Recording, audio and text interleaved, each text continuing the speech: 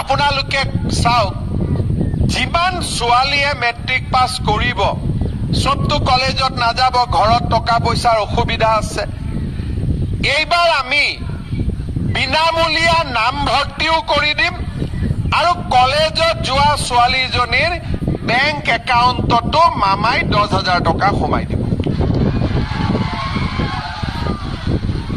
আৰু যিজনী ছোৱালী ডিগ্ৰীত নাম লগাব তাইক 12,500 টকা সোমাই দিব। আৰু যোনে বিশ্ববিদ্যালয়ত পঢ়িব সেই ছোৱালীজনীক 25,000 টকা আমি বেংক একাউণ্টত দিম। তাৰমানে কি হব, ছোৱালীৰ পঢ়াৰ দায়িত্ব মামাই লব, লৰাৰ পঢ়াৰ দায়িত্ব দেউতাক মাকে লব। হব নে লৰাটোৰ ময়ে লব লাগিব? মই আকৌ লৰাকেইটাৰ পুলিচ চাকৰি দায়িত্বটোহে লৈ আছিলো যে জুলাইত দৌৰক বুলি সিহঁতে, হয়নে নহয়? কি বেটা কি কৈ আছ? তহঁতক দিব লাগিব, তহঁতক বুলেটে দিব লাগিব।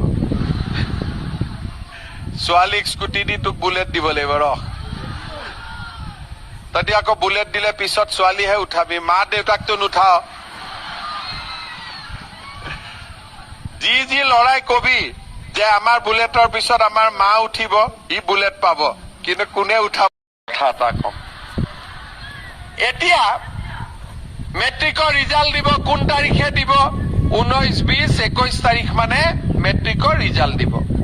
ঠিক আছে, অংকৰ প্ৰশ্নখন টান আহা বুলি কৈছিল, তথাপিতো পাছ কৰিব, কোনো চিন্তা কৰিবলগীয়া নাই।